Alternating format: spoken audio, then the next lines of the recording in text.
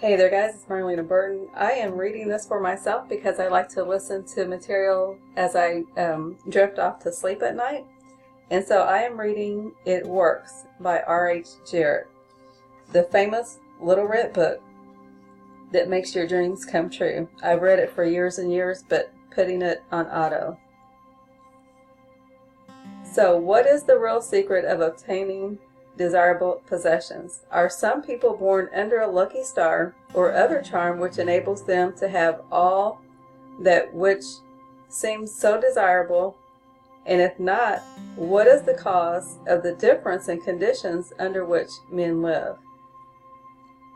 Many years ago, feeling that there must be a logical answer to this question, I decided to find out, if possible, what it was.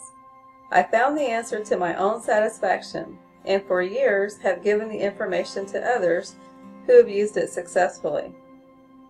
From a scientific, psychological, or theological viewpoint, some of the following statements may be interpreted as incorrect, but nevertheless, the plan has brought the results desired to those who have followed the simple instructions. And it is my sincere belief that I am now presenting it in a way which will bring happiness and possessions to many more. If wishes were horses, beggars would ride, is the attitude taken by the average man and woman in regard to possessions. They are not aware of a power so near that it is overlooked, so simple in operation that it is difficult to conceive, and so sure in results that it is not made use of consciously or recognized as the cause of failure or success. Gee, I wish that were mine, is the outburst of Jimmy, the office boy, as a new red roaster goes by. And Florence, the telephone operator, expresses the same thought regarding a ring in the jeweler's window, while poor old Jones, the bookkeeper, during the Sunday stroll, replies to his wife, "Yes, dear, it would be nice to have a home like that, but it is out of the question. We will have to continue to rent." Landon, the salesman, protests that he does all the work, gets the short end of the money, and will someday quit his job and find a real one. And President Bondum, in his private sanctorum, voices a bitter tirade against the annual attack of hay fever. At home it is much the same. Last evening, father declared that daughter Mabel was headed straight for disaster, and today, mother's allowance problems and other trying affairs fade into insignificance as she exclaims, "This is the last straw. Robert's school teacher wants to see me this afternoon. His reports are terrible. I know, but I'm late for bridge now. She'll have to wait until tomorrow." So goes the endless stream of expressions like these from millions of people in all classes who give no thought to what they really want and who are getting all they are entitled to or expect. If you are one of these millions of thoughtless talkers or wishers and would like a decided change from your present condition, you can have it. But first of all, you must know what you want, and this is no easy task. When you can train your objective mind, the mind you use every day, to decide definitely upon the things or conditions you desire, you will have taken your first step in accomplishment or securing what you know you want. To get what you want is no more mysterious or uncertain than the radio waves all around you. Tune in correctly and you get a perfect result. But to do this, it is, of course, necessary to know something of your equipment and have a plan of operation. You have within you a mighty power, anxious and willing to serve you, a power capable of giving you that which you earnestly desire. This power is described by Thomas J. Hudson, Ph.D., LL.D., the author of The Law of Psychic Phenomena, as your objective mind. Other learned writers use different names and terms, but all agree that it is omnipotent.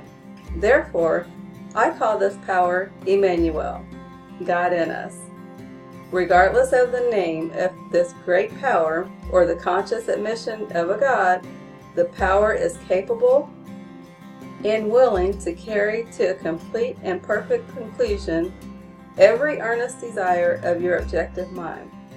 But you must really be in earnest about what you want. Occasional wishing or half-hearted wanting does not form a perfect connection or communication with your omnipotent power. You must be in earnest, sincerely and truthfully desiring certain conditions or things, mental, physical, or spiritual. Your objective mind and will are so vacillating that you usually only wish for things, and the wonderful, capable power within you does not function. Most wishes are simply vocal expressions. Jimmy the office boy gave no thought of possessing the red roaster. Landon the salesman was not thinking of any other job or even thinking at all.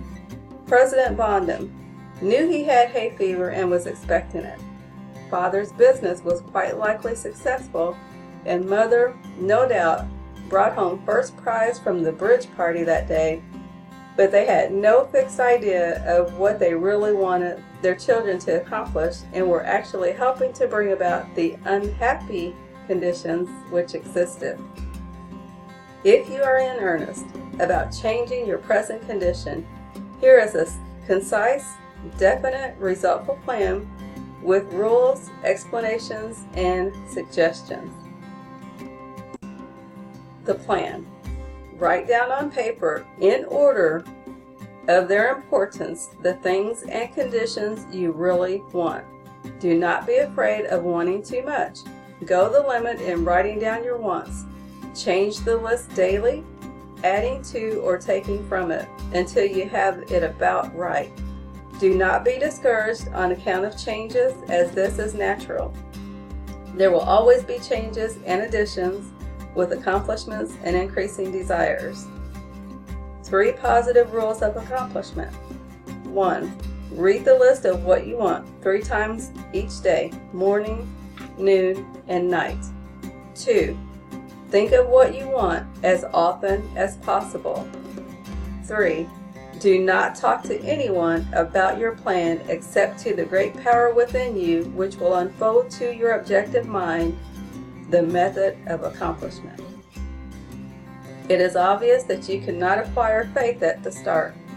Some of your desires, from all practical reasoning, may seem positively unattainable, but nevertheless, write them down on your list in their proper place of importance to you. There is no need to analyze how this power within you is going to accomplish your desires. Such a procedure is as unnecessary as trying to figure out why a grain of corn placed in fertile soil shoots up a green stalk, blossoms, and produces an ear of corn containing hundreds of grains, each capable of doing what the one grain did. If you will follow this definite plan and carry out the 3 simple rules, the method of accomplishment will unfold quite as mysteriously as the ear of corn appears on the stalk, and in most cases, such sooner than you expect. When new desires, deserving position, or about the top of your list come to you, then you may rest assured you are progressing correctly. Removing from your list items which at first you thought you wanted is another sure indication of progress. It is natural and skeptical to have doubts, distrust, and questioning, but when these thoughts arise, get out your list, read it over, or if you have memorized it, talk to your inner self about your desires until the doubts that interfere with your progress are gone. Remember, nothing can prevent your having that which you earnestly desire. Others have these things, why not you? The omnipotent power within you does not enter into any controversial arguments. It is waiting and willing to serve you when you are ready. But your objective mind is so susceptible to suggestion that it is almost impossible to make any satisfactory progress when surrounded by skeptics. Therefore, Choose your friends carefully and associate with people who now have some of the things you really want, but do not discuss your method of accomplishment with them. Put down on your list of wants such things as money, home, automobile, or whatever it may be, but do not stop there. Be more definite. If you want an automobile, decide what kind, style, price, color, and all the other details, including when you want it. If you want a home, plan the structure, grounds, and furnishing. Decide on location and cost. If you want money, write down the amount. If you want to break a record in your business, put it down. It may be a sales record. If so, write out the total, the date required, the number of items you must sell to make it. Also, list your prospects and put after each name the sum expected. This may seem very foolish at first, but you can never realize your desires if you do not know positively and in detail what you want and when you want it. If you cannot decide this, you are not in earnest. You must be definite, and when you are, results will be surprising and almost unbelievable. A natural and ancient enemy will no doubt appear when you get your first taste of accomplishment. This enemy is discredit, in the form of such thoughts as, "It can't be possible.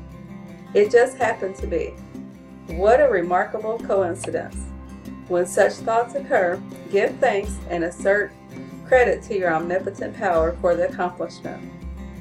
By doing this, you gain assurance and more accomplishment, and in time prove to yourself that there is a law which actually works at all times when you are in tune with it. Sincere and earnest thanks cannot be given without gratitude, and it is impossible to be thankful and grateful without being happy. Therefore, when you are thanking your greatest and best friend, your omnipotent power, for the gifts received, do so with all your soul, and let it be reflected in your face. The power and what it does is beyond understanding. Do not try to understand it, but accept the accomplishment with thanksgiving, happiness, and strengthened faith. Caution. It is possible to want and obtain that which will make you miserable, that which will wreck happiness of others, that which will cause sickness and death, that which will rob you of eternal life. You can have what you want, but you must take all that goes with it. So in planning your wants, plan that which you are sure will give to you and your fellow man the greatest good here on earth, thus paving the way to the future hope beyond the pale of human understanding. This method of securing that which you want applies to everything you are capable of desiring, and the scope being so great. It is suggested that your first list consists only of the things which you are quite familiar, such as an amount of money or accomplishment, or the possession of material things. Such desires as these are more easily and quickly obtained than the discontinuance of fixed habits, the welfare of others, and the healing of mental or bodily ills.